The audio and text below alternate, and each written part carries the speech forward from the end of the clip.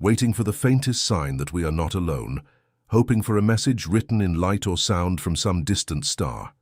And yet, when it finally came, it was not from a distant galaxy or a hidden civilization. It came from an interstellar object, cutting straight through our solar system, a visitor known as 3I Atlas. For months, astronomers had been baffled by its emerald glow, its pulses of energy, and its defiance of everything we thought we knew about comets. But now the mystery has deepened beyond imagination. If you find this as fascinating as I do, make sure to subscribe so you don't miss more discoveries like this. Instruments across the world have confirmed that Atlas is not radiating randomly. It is broadcasting, sending directed pulses of energy aimed straight at Mars. And in an event that has left even the most skeptical scientists speechless, Mars itself has responded.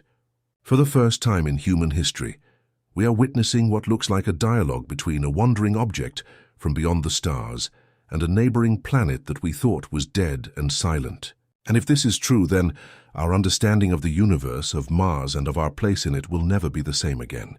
It began quietly, as many discoveries do with data that seem too strange to be taken seriously. Astronomers already knew that Atlas pulsed in regular intervals, its emerald glow brightening and dimming every 173 minutes, with a rhythm so precise it could not be dismissed as coincidence. But then came a pulse that was different. It was not scattered outward like the others, diffusing into the void, but focused, compressed into a beam aimed directly at Mars. Orbiters circling the red planet immediately registered the spike, recording bursts of radiation strong enough to penetrate the thin Martian atmosphere and light it up in shimmering green for several minutes. At first it was dismissed as an anomaly, a quirk of angles, a flare of solar interference. But when it happened again, exactly the same duration, exactly the same direction, the same power, the conclusion was inescapable. Atlas was sending a message. It was not random. It was not blind. It was directed. For the first time, humanity had evidence that an interstellar visitor had chosen a target for its signal, and it had chosen Mars. The response came not in days or weeks, but almost immediately. Satellites orbiting Mars began to record electromagnetic bursts rising from the planet itself, pulses that matched Atlas's frequency, but carried variations, as if not simply reflecting the original signal, but transforming it. Scientists first thought these were echoes, natural reverberations bouncing through Mars's thin magnetosphere. But closer analysis showed otherwise. The pulses were delayed by precise intervals, shifted slightly in frequency, structured in a way that suggested intentional modulation. Even more startling, Earth-based telescopes began detecting faint harmonics bouncing back across space, as if Mars were amplifying the signal and returning it. To those who studied the data, it was as though Atlas had sent a question, and Mars had answered in kind, repeating the language in its own voice. Suddenly, a world long thought to be barren and silent had become a participant in an interplanetary dialogue, its thin skies and dusty ground now vibrating with the energy of a message that came from beyond the stars. The mystery deepened when seismic monitors on Mars, left behind by missions long past, began to register activity unlike anything recorded before. The tremors were not chaotic but rhythmic, perfectly synchronized with the pulses from Atlas. These vibrations echoed deep into the planet's mantle, as if the very crust of Mars had become a resonant instrument, singing in harmony with the interstellar visitor. Even more unsettling, the frequencies mapped onto geometric shapes when translated into spectrograms, spirals, hexagons, and triangles identical to the luminous patterns astronomers had already observed in Atlas's glowing coma. This was not coincidence. The red planet was not merely reflecting energy. It was answering with its own voice, speaking through the ground itself. For some researchers, this hinted at the possibility that something deep beneath the Martian surface, an ancient structure, a buried ocean, or even a long-dormant system, had been activated by Atlas's call. Others went further, suggesting that Mars itself was alive in ways we had never imagined, capable of resonating like a vast organism stirred by a signal from the stars. Whatever the truth, it was undeniable. Mars was responding. The implications of the exchange could not be contained. As Atlas pulsed and Mars responded, Earth itself began to feel the resonance. Radio telescopes around the globe, picked up faint harmonics identical to the Martian echoes, patterns embedded in the static that matched Atlas's signal, but were transformed by the red planet's response. Independent researchers posted their findings online, spectrograms showing eerie geometries hidden in the bursts, only to see their accounts vanish mysteriously hours later. Governments issued no explanations, NASA remained silent, and yet the truth spread. Humanity was no longer a bystander. We were listening in on a cosmic dialogue, a conversation not meant for us but unfolding in plain sight.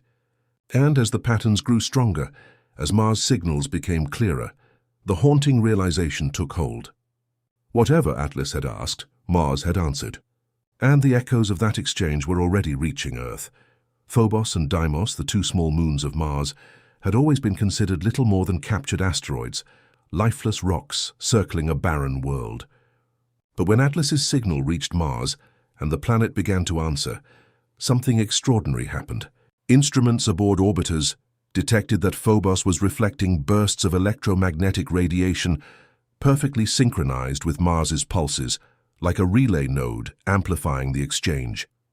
Deimos, fainter and further out, responded differently, glowing intermittently with an emerald sheen that telescopes on Earth captured as flashes against the black of space. These were not mere reflections of sunlight. They were timed, structured, deliberate. The moons, long thought irrelevant, had suddenly become active participants in the dialogue. Scientists scrambled to explain how such small inert bodies could interact with the signal. But the simplest explanation was also the most unsettling. The entire Martian system had been awakened, as if every rock and every orbiting body had been waiting for the call from Atlas. At first, rovers on Mars seemed unaffected, continuing their daily tasks of measuring dust, capturing images and transmitting data. But as the pulses intensified one by one, their feeds began to fail. The first sent corrupted files filled with streaks of green static. Another transmitted a final blurred image of the horizon, illuminated by an unnatural glow before going offline. Engineers on Earth fought to regain control, sending command after command. But the machines remained silent. Then came the most disturbing detail. One rover transmitted a single burst of data moments before shutting down. A stream of binary code that, when decoded, formed repeating prime numbers identical to the patterns hidden in Atlas's pulses. The conclusion was impossible to ignore. The rovers had not malfunctioned randomly. They had been pulled into the resonance, compelled to echo the same mathematical signature that linked Atlas and Mars.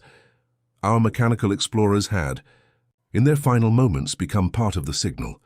Soon after the rovers went silent, Earth itself began to intercept strange signals, carried on the interplanetary background noise. Radio telescopes in Australia, South Africa, and Chile picked up faint bursts that matched both Atlas's frequency and the Martian echoes. At first, they appeared as static, but careful analysis revealed sequences repeating in prime numbers, just like those transmitted by the rovers. More disturbing was the discovery that the signals grew stronger when Mars rotated certain regions into view, as though specific parts of the Martian surface were acting as transmission nodes. Independent astronomers rushed to publish their findings, only for their work to vanish hours later from servers, websites, and forums. Still, enough evidence remained to confirm the unimaginable. The dialogue between Atlas and Mars was no longer confined to space. It had reached Earth, and if we could hear it, then perhaps, just perhaps, it was meant for us too.